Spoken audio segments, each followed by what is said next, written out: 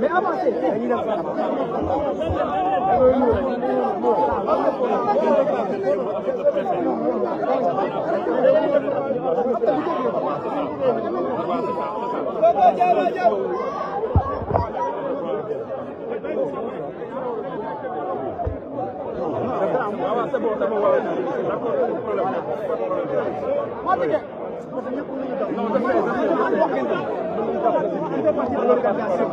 Allez-y, amenez les gens.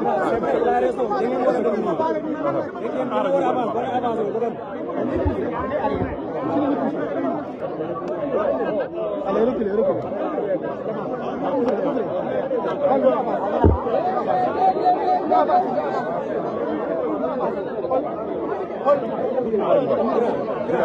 On avance.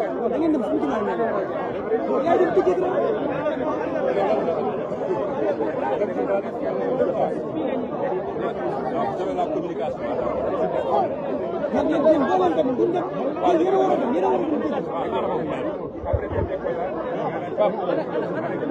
On ouvre l'itinéraire. Passons. Monsieur le maire.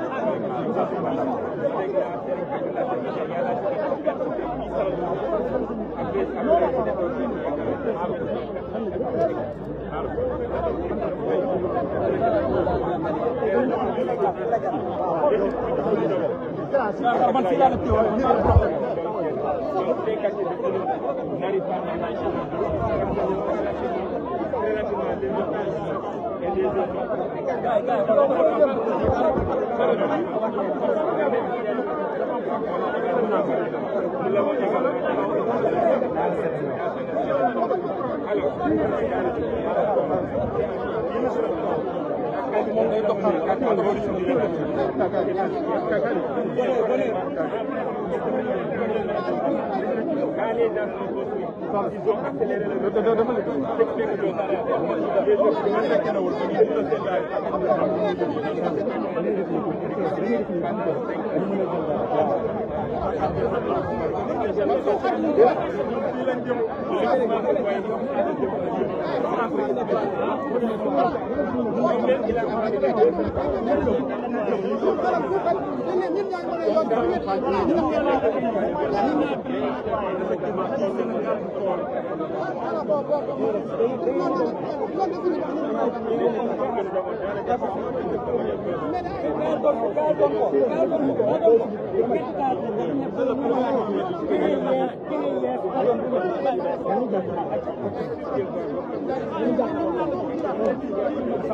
Attention à la descente. Attention à la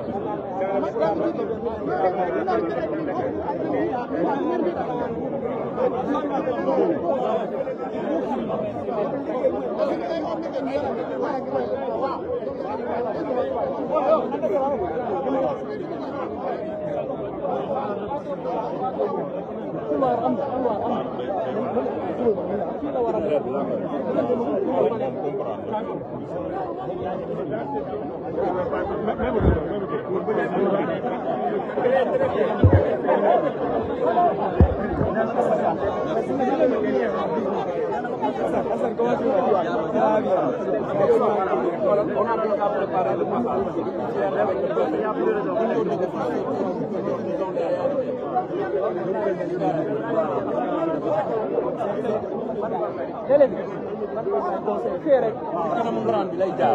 Nous avons déjà de réaliser un bassin là où vous voyez derrière la mosquée là-bas. Nous allons réaliser là-bas 2 bassins pour diminuer le volume d'eau. Nous devons également retenir de réaliser 2 bassins de 2 hectares chaque, de 4 hectares. Le DAC de Sangalkam pour également diminuer le volume d'eau. Voilà le problème qui arrive également. Parce que tant qu'on est à diminuer le volume d'eau qui arrive vers la lagune, ça deviendra indispensable pour nous. De là qu'il faut préserver les activités touristiques, mais aussi l'exploitation et l'écologie. Mais on est en train de faire le maximum de passer en amont pour diminuer le volume. Mais la solution structurelle est moins pour nous, c'est de libérer le volume rapidement.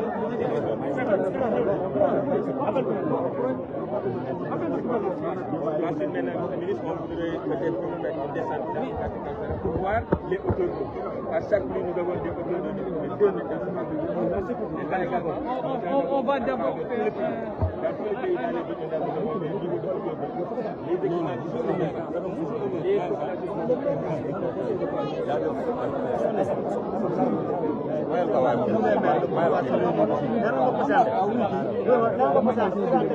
non, non, je suis un maire. C'est avec le préfet.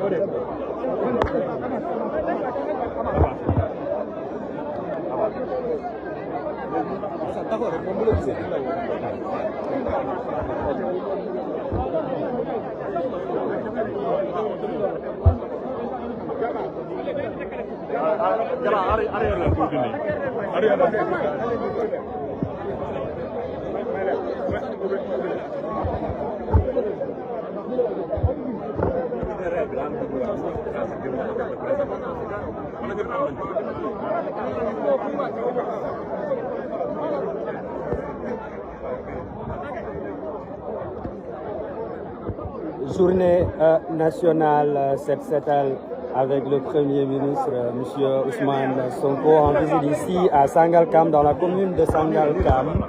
Lui aussi, il va se mettre à l'œuvre.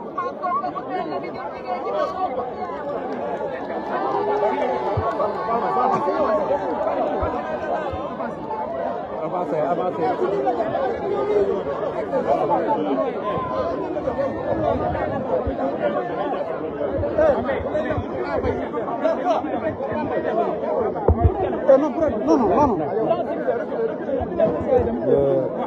Le Premier ministre Ousmane Sonko, ici aujourd'hui à Sangalkam, accompagné des ministres Cheikh Tidiane Dièye, mais aussi du ministre de l'Éducation nationale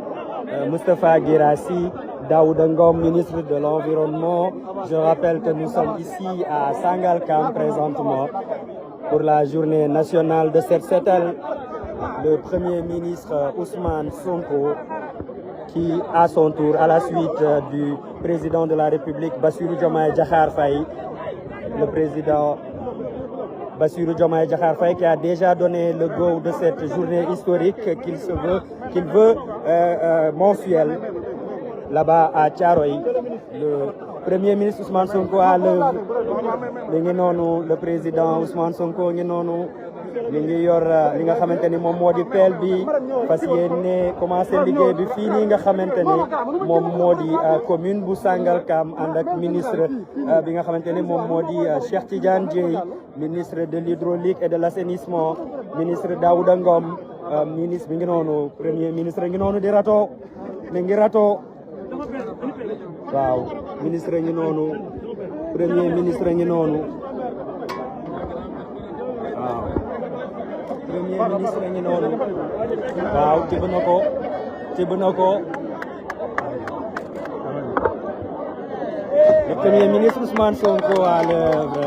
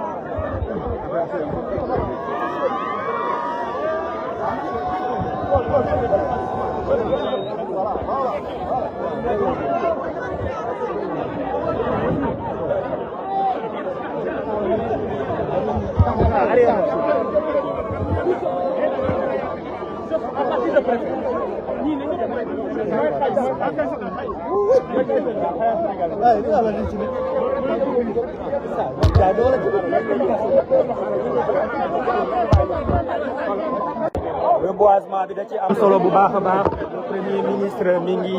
reboiser accompagné du ministre de l'environnement mi ngi noonu le premier ministre et les services des eaux et forêts ndax itam ku ni nañu bale nañu raxas ba dëkk bi set ñu mën a wax ni itam nañu jëmbati ay garab ñu waajal nawet bi.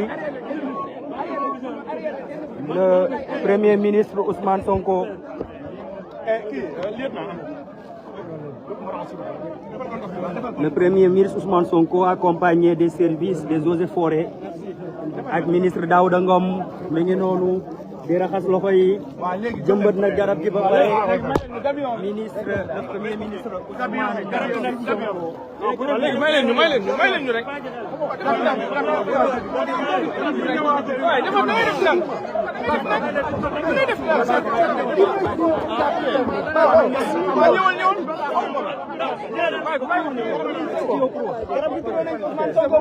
premier ministre ngi noonu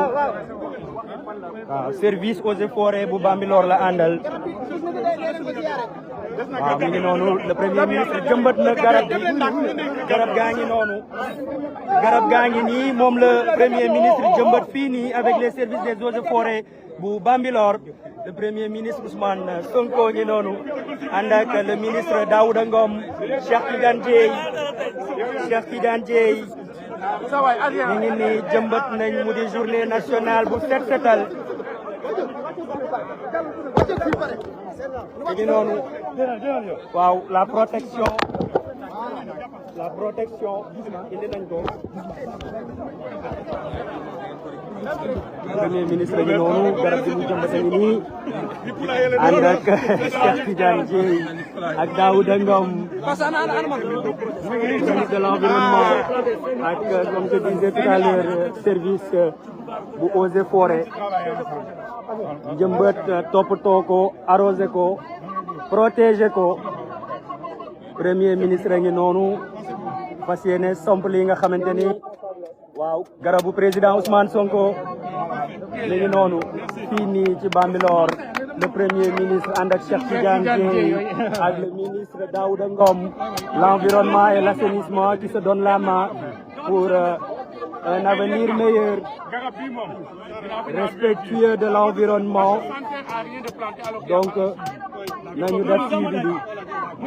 le ministre Daouda Ngom joxe na instruction yu ferme nee na on plante on protège et surtout nañ ko toppatoo donc service eaux et forêts ngi noonu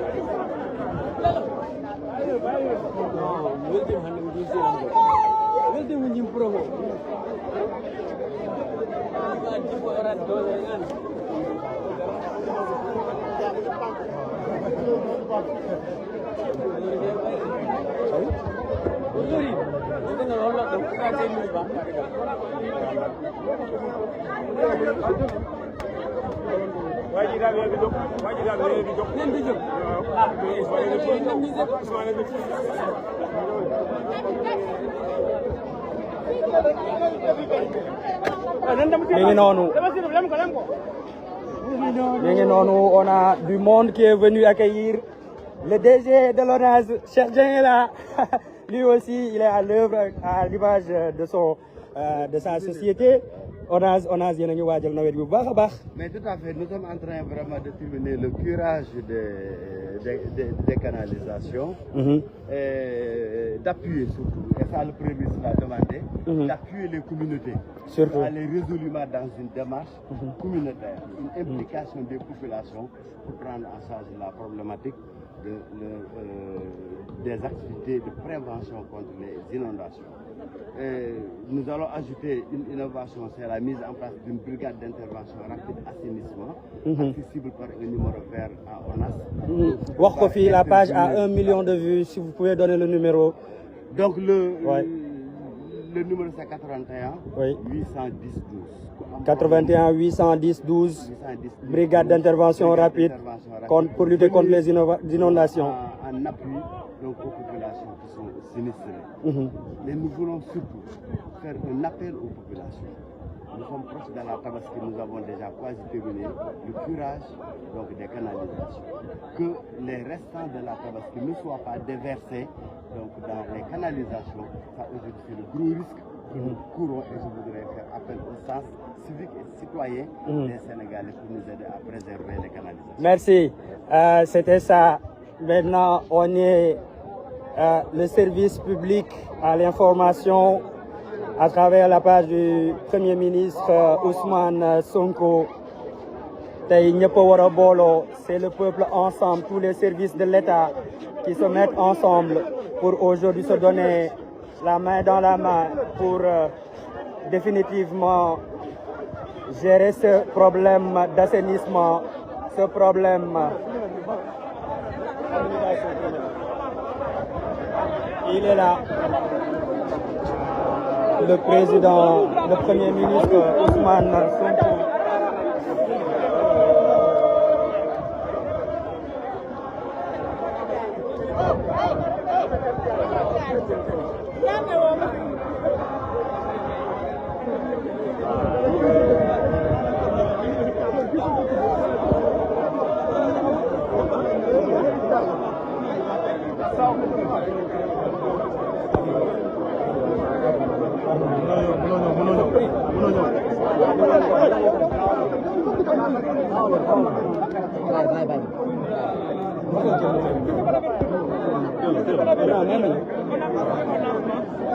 Le Premier ministre qui s'entretient avec les autorités, le gouverneur, le préfet. Il s'entretient avec l'administration territoriale sur les problématiques de cette localité. Je rappelle que nous sommes à Sangalkam, dans la commune de Sangalkam. Le Premier ministre qui prend les informations. Comme je disais tout à l'heure, il est accompagné. Comme je disais, il est accompagné des ministres Daouda Ngom et du ministre aussi Cheikh Tidiane Dièye.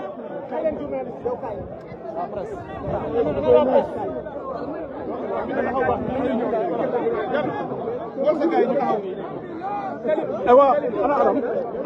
Dama la sa morom caméra arrière d'abord. Ngeen mën a teg seen caméra yi. Non, bloqué. Aram ñoo tout caméra yi ñoo leen ni. Caméraman yi. Wol caméra yi. Ñoo ma gënal arrière ak tout ça. Bay ko. Arrière, nepp arrière. Di nga ñëwaat.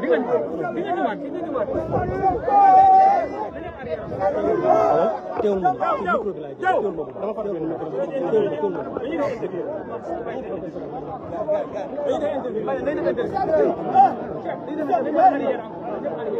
dañu arrière ko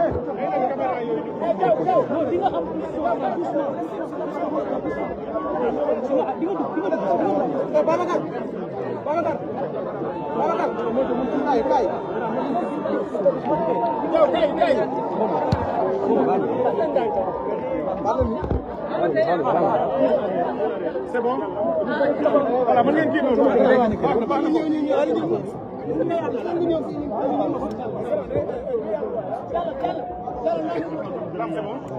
on va patienter.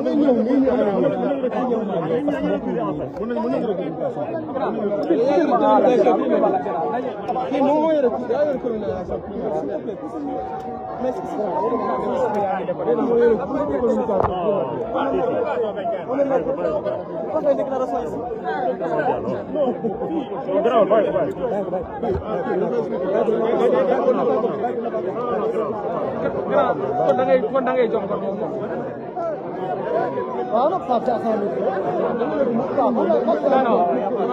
on va s'organiser et on va tous aller en même là. Kenn dina ko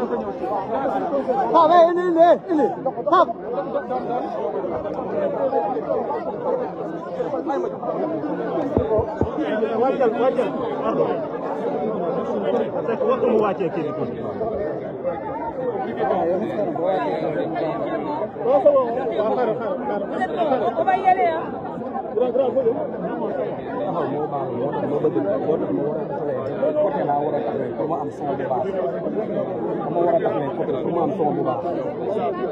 C'est bon derrière.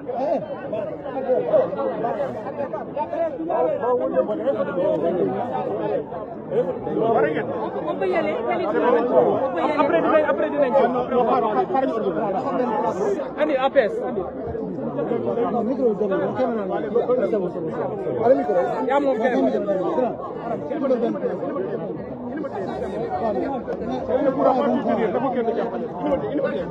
APS kay mooy sécurité c'est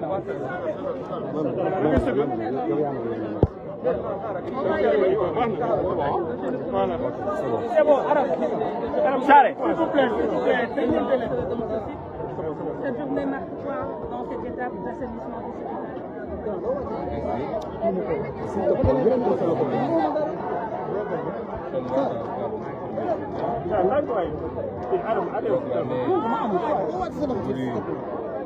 conceptualisé et lancé par son Excellence le Président de la République, qui, dans le cadre du volet citoyen de son programme, a inscrit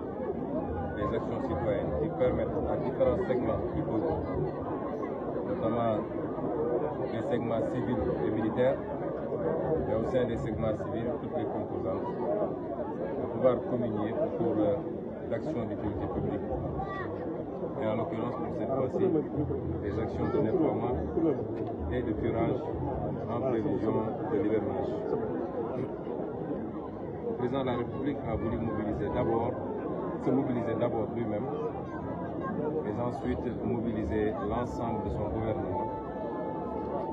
et l'ensemble des autorités administratives et politiques pour donner l'exemple. C'est pourquoi ce matin, il a été le premier à Thiaroye à être sur le terrain et à poser des actes allant dans le sens souhaité. Donc moi, je suis là aujourd'hui, accompagné de membres du gouvernement, notamment le ministre de l'Urbanisme qui est le maître d'œuvre, le ministre de l'Assainissement et des Droits qui est le maître d'œuvre de cette journée, entre autres, mais également beaucoup d'autres ministres, notamment le ministre de l'Éducation nationale, le ministre de l'Environnement, monsieur le gouverneur de Dakar, monsieur le préfet du département de Rufisque, le sous-préfet également, et l'ensemble des autorités administratives qui nous ont accompagnés. Nous avons fait le choix de venir ici parce que ce quartier présente, l'ensemble de cette zone d'ailleurs, présente une spécificité qui va au-delà de l'activité de curage. C'est une zone qui souffre de la problématique des occupations anarchiques, et notamment sur ce qu'il est convenu d'appeler les zones non édificantes, c'est-à-dire des zones qui avaient été désignées par les experts comme ne devant jamais faire l'objet de lotissement, a fortiori d'habitation. Parce que ces zones-là constituent des voies naturelles de passage des eaux pluviales, mais quelquefois c'est des zones même lacustres, où il y avait, dans le temps où il pleuvait beaucoup, il y avait de petits cours d'eau, des lacs, en tout cas une stagnation d'eau à temps plein. Cette zone en est la parfaite illustration. Si vous vous rappelez bien, lors du conseil interministériel consacré à la prévention et la gestion des inondations, j'avais particulièrement insisté sur ces zones. Et c'est pourquoi j'ai considéré que symboliquement, il fallait en choisir une. Et Kawsara et environ en font partie pour venir délivrer un message. Le message, il est très simple. C'est que on ne peut plus continuer à laisser la prolifération d'habitations dans des zones comme celle-là. Les conséquences, c'est que, quels que soient les moyens extrêmement importants que l'État peut engloutir dans la gestion du drainage des eaux dans ces zones-là, le résultat est très maigre. Parce que, comme on dit, les eaux sont toujours plus fortes et elles retrouvent toujours leur voie naturelle. Et aujourd'hui, c'est au niveau de la prévention d'abord qu'il faut gérer ces questions-là. Un travail a été fait en 2022, je crois, de recensement des habitations de ce genre et avait donné comme résultat plus de 3500 cités qui sont construites dans des voies de drainage des eaux à travers le Sénégal. Et on nous dit que presque la moitié se trouve dans le département de Rufisque. Et nous ne pouvons plus continuer à laisser faire. Parce qu'un quartier ne se construit pas en un jour. Une maison même ne se construit pas en un jour. Si on en est là, c'est que quelque part il y a eu défaillance et carence des services de l'État qui ont laissé, souvent sans titre ni droit, sans aucune autorisation de l'urbanisme, que des gens puissent construire jour après jour, semaine après semaine, pour voir naître des quartiers. Et après, ça pose la problématique de la gestion de ces quartiers-là. Les conséquences, particulièrement pour Kawsara, c'est qu'aujourd'hui, les gens sont obligés même de quitter pendant l'hivernage. Il y a, je crois, minimum 8 familles qui ont définitivement quitté pour aller chercher ailleurs. Les édifices, mosquées et autres sont complètement pris par les eaux. Et même les installations qui ont été faites pour le drainage de ces eaux, pour le captage de ces eaux-là, sont quelquefois occupées. Même le poste Sénélec, le seul poste Sénélec qui était là, a été déplacé parce qu'il y a eu un incendie, me dit-on, consécutif à justement l'effet ou l'impact de ces eaux. C'est des désagréments qu'on aurait pu éviter. Nous n'avons pas de solution immédiate. Nous allons faire le maximum et notamment nous annonçons ici aux populations que un bassin va être construit ici en collaboration avec l'armée nationale pour gérer déjà cet hivernage, un bassin de captage et de rétention des eaux, en espérant que ça va pouvoir atténuer très fortement l'impact de ces eaux sur les habitations. C'est entre autres une solution, mais une solution provisoire. Et comme l'a dit le président de la République dans son programme, si vous allez à la page 60, il avait clairement dit que la gestion globale de ces questions doit faire l'objet d'une planification sérieuse sur le long terme qui intègre une planification globale en termes d'urbanisme et qui intègre la problématique du drainage des eaux, du captage des eaux et la problématique de l'assainissement de manière générale. Ce travail est en cours, monsieur le ministre est ici présent avec toute une équipe pluridisciplinaire. C'est vous dire qu'il y aura des solutions à court terme, à moyen terme et à long terme. Et c'est à cela que nous appelons les populations. Le gouvernement doit être accompagné. Il y a des choses qu'on peut faire tout de suite, mais si tout le monde si et seulement si tout le monde se donne la main et qu'on s'oriente vers le travail. Nous allons assainir structurellement, nous allons assainir humainement et ça nécessitera la contribution de tout le monde. Et c'est pourquoi le président a mobilisé les armées, il a mobilisé l'ensemble des services dédiés à ce genre d'activité, mais il continue à lancer un appel aux populations parce que cette activité doit être pérenne. On dit souvent qu'au Sénégal, nous savons prendre des départs, mais jamais, nous n'arrivons jamais au but. Il faut aujourd'hui que chaque mois, cette formidable mobilisation que nous avons vue ici et que nous avons vue partout sur le chemin que nous avons emprunté, nous avons vu sur les images aujourd'hui à Thiaroye avec le président de la République, il faut qu'elle soit maintenue, que nous comprenions que nous sommes maîtres de notre propre assainissement, de notre propre propreté. C'est à nous de prendre soin de nos quartiers d'abord, parce qu'en prenant soin de nos quartiers, on prend soin de nous-mêmes, de nos enfants qui jouent dans les rues de ces quartiers-là. Nous prenons soin de notre hygiène. Et c'est en cela que le concept de citoyenneté et de civisme, mais le concept également d'armée-nation, ces concepts sont extrêmement importants et sont au cœur de notre programme. Je terminerai par dire qu'aujourd'hui, au 1er juin de l'année dernière, 2023, je crois que nous étions dans une configuration totalement différente. Où, un peu partout dans le pays, au lieu d'activités citoyennes et donc porteuses de progrès, porteuses d'espoir, mais également de plus-value pour les populations et pour la nation, on était confronté malheureusement à une autre situation où c'est peut-être des grenades lacrymogènes et des pneus qui tonnaient ou qui étaient brûlés. Je voudrais dire aujourd'hui que cette œuvre d'assainissement, cette œuvre de salubrité, elle sera globale. Je veux dire à tout le monde, particulièrement à ceux qui ont été victimes de ces situations-là,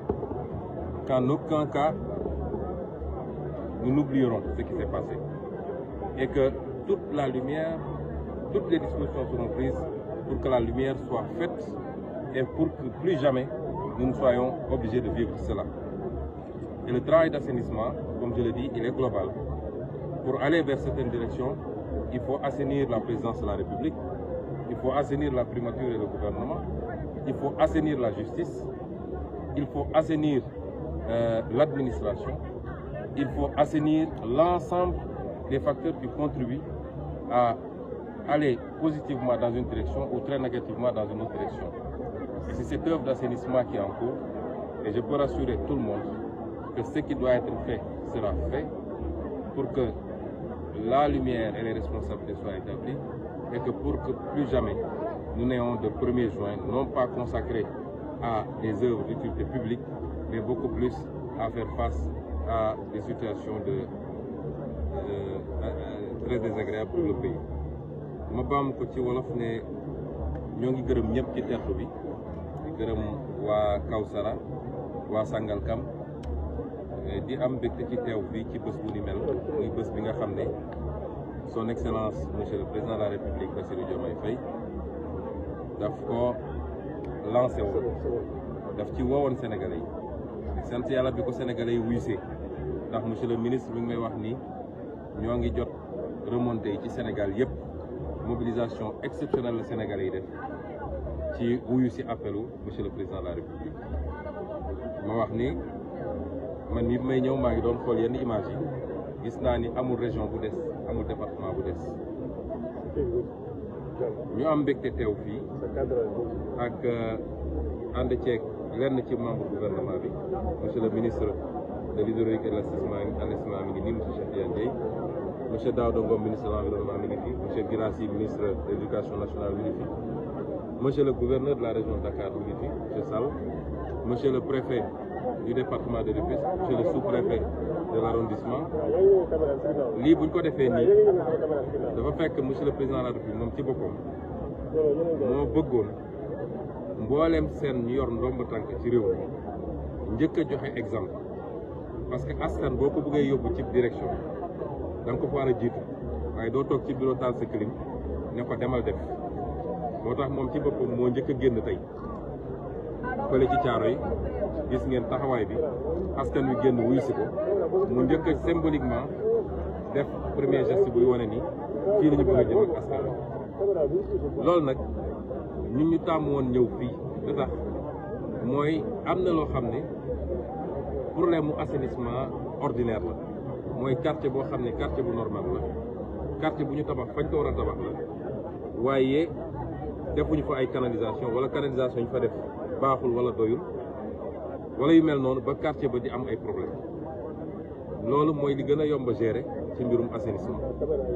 moom beneen fànn boo xam ne dañoo dem fa ñu warul woon tabax nga xam ne depuis jamono tubaab bi mu defee cartographie ba pare la ñuy wax cadastre bi dafa ne fii de nit mën na fee dëkk waaye fii nit waru fee dëkk parce que yoonu ndox la te olof danaan ndox du bàyyi yoonam mën nañu nekk jamono sécheresse taw gi xaw a néew ñu dem ba fu ndox doon jaaratu waaye bu taw dellusee rek ndox mi dellusiwaat ci yoonam moo tax ñu ne woon fii ak fii ak fii kenn waru fee tabax ñu gis ni Sénégalais yi ci li nga xam ne moom la ñuy wax urbanisation parce que de plus en plus jamono ci àdduna yëpp la nag jamono léegi kaw gi day wàññeeku nit ñi di dem ci taax yi loolu la ñuy wax urbanisation ñu gis ni ci phénomène boobu nag nit ñi bu ñu yegsee ci taax yi léeg-léeg mënuñu am ca foofu nga xam ne moo jag pour nit ñi dëkk fa dañuy dem fekk fa ñu tere woon pour ñu dëkk fa ñu dem dëkk fa loolu nag bu amee responsabilité état la d'abord ndax kër sax mur de clôture kenn du ko tabax ci benn fan kenn du ko tabax ci benn semaine waxuma laa kërum lëmb waxuma laa quartier lëmb donc soo seetee lu mel ni quartier bi soo xoolee immeuble bi nekk suñu gannaaw xam nga ni lii ay weeri weer wala ay at lañ ko tabax jamono yooyu ñu ko doon tabax ñan ñoo joxe autorisation ak ba ñuy joxe autorisation bi ndax daf leen réeroon ni fii yoonu ndox la waruñu fay joxe autorisation pour ni mel quartier bee nekk suñu gannaaw ñëpp xam nañ ni ñëwul rek judd ci benn fan lu ñu tabax la ci ay fani fan loolu lañ ne nag loolu dina dakk mënatuñu nangu administration am code de l'urbanisme am code des domaines am les plans directeur d'urbanisme am les plans détaillés d'urbanisme am lépp ñu ne leen fii nit waru fee tabax ñu seetaan ko sàggane ko léeg-léeg sax ñoom ñooy def lotissement bi tax nit waru fee tabax loolu am na problème ndax fee quartier la mais fii nii terrain yi bi lotissement privé la promoteur privé boobu même su dee titre foncier la am kan moo ko jox lotissement pour mu def lotissement foo xam ne leer na ni fii waruñu fee def lotissement kon yooyu ay problème yoo xam ne lu jëm ci responsabilité état la te bu soobee yàlla nañ ci jël ay matuwaay ñaareel bi mooy mënatuñoo nangu di seetaan nag moo tax keroog ci conseil interministériel bi ma joxe ndigal ne leen fépp foo xam ne tey quartier bu ni mel la fa nekk ñu koy tabax nañu dem arrêté ko parce que état léeg-léeg il faut mu jël responsabilité mais doo seetaan ba musiba am ngay doog a daw naan nañu an mbax loolu il faut mu jeex ci réew mi tamit loolu tax ñu ñëwoon fii tey solution nag dina jafe liggéey la loo xam ne du ci lu gàtt-gàtt lañ koy def ndax foo xam ne dafa nekk ci pax wala mu ne ci kan wala mu ne woon yoon ndox wala ndox daan fa taa sax ay lac ndax Lac de Guiers mi ngi fii jege na fi Lac Rose du moins mi ngi fii te bi état defee recensement gis nañ ni lu mat 3 junni ak genn wàll lu ëpp loolu ci yu mel nii am na ci biir Sénégal te li ci ëpp nag mi ngi fii ci département de Rufisque ñu ne nag dañ ci def suñuy kéem kattan ci ay programme yoo xam ne lu ñuy def la ci temps bi waaye ren tembe la ñu mën a def moo tax ñu dugal armée ci mbir mi moom ministère am ak ñu ciy liggéey nañ lënkaloo ak armée nationale gas fii benn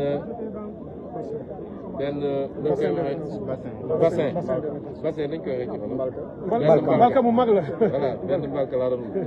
yarkatu xar yi ñoom xam nañu gas fi benn mbalka bu mag a mag a mag boo xam ne dañ koy def ci fi nga xam ne moo gën a xóote nga xam ne ndox mi bu ñëwee dañ ko essayer récupérer foofu am yaakaar ni loolu mën na wàññi problème bi ci at wi ndox moomu sax mën nañ ko jëriñoo ci yóbbu ko ci mbay mi moo tax ñu ne fii am na yeneen yu ñuy gas fii ci dag bi ndax am na dag bu ne fii ku ne dag nag mooy domaine agricole communautaire kon kuy bay da ngay soxla ndox moomu ñu doon bàyyi muy law di walangaan wala mu ne ci biir kër yi lañ ci mën a capter yëpp dañuy def ay bassin foofu ci dag bi récupérer ko nit ñi mën ko utiliser même bu nawet bi jeexee dinañu am ñaar ñeenti weer yoo xam ne peut-être mën nañ ko utiliser pour di arroser seen maraîchage na te loolu moo gën a bëri fii kon loolu moo taxoon ñu ne dinañ ñëw fii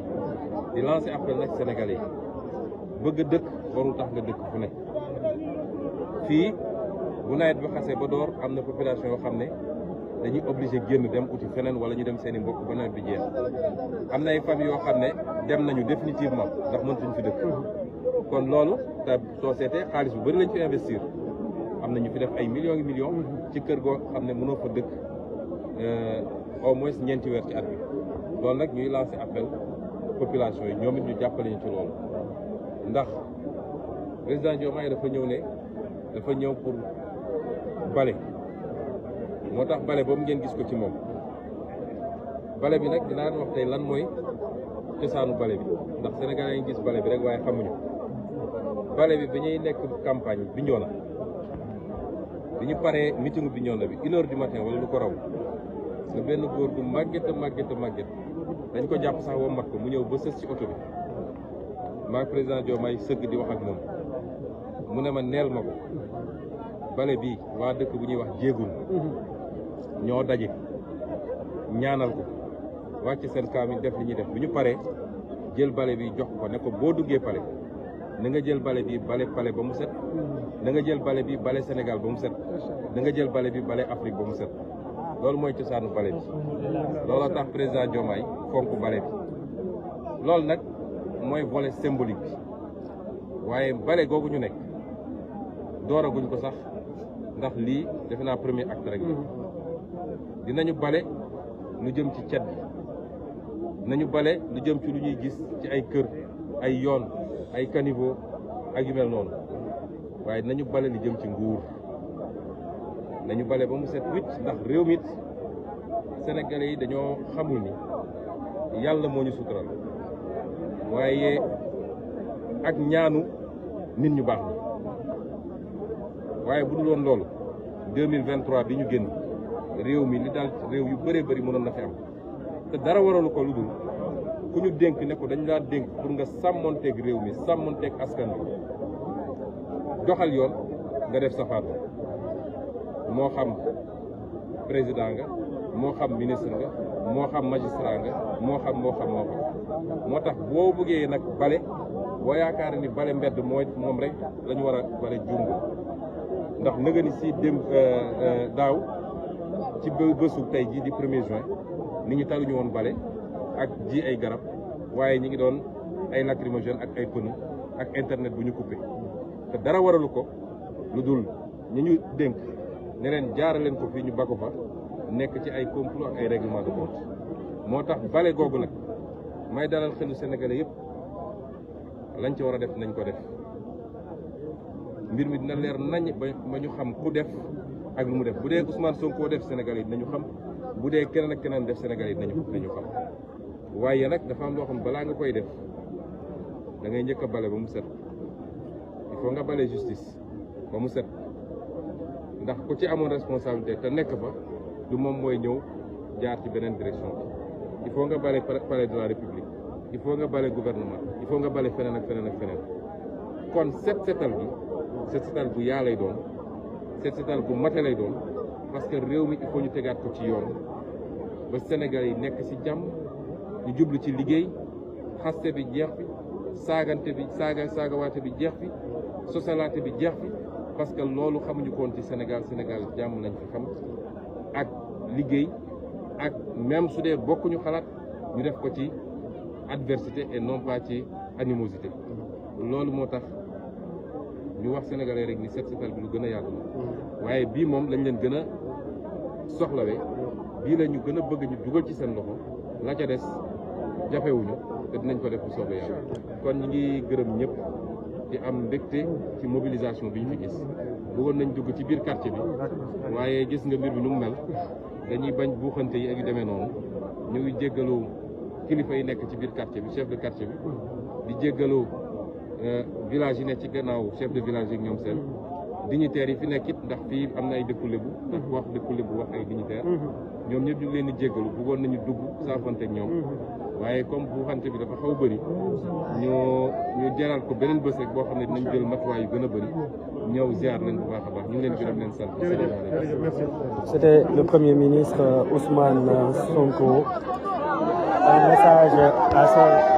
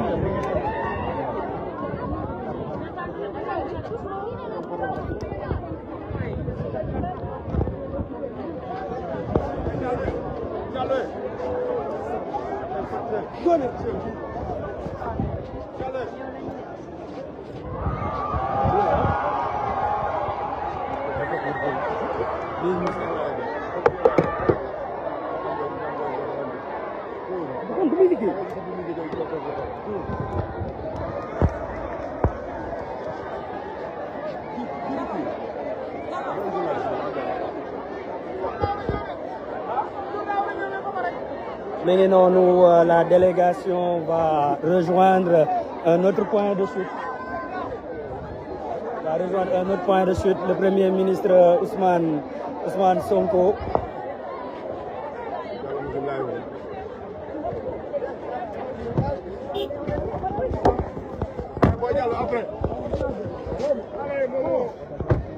La population sortit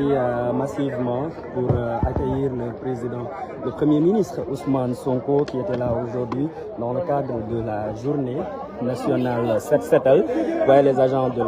l'UCG, l'ONAS, tous les services de l'État ont été mobilisés pour au moins permettre aux Sénégalais de participer à cet élan, à cette initiative, l'initiative du président Bassirou Diomaye Diakhar Faye, accompagné par le Premier ministre Ousmane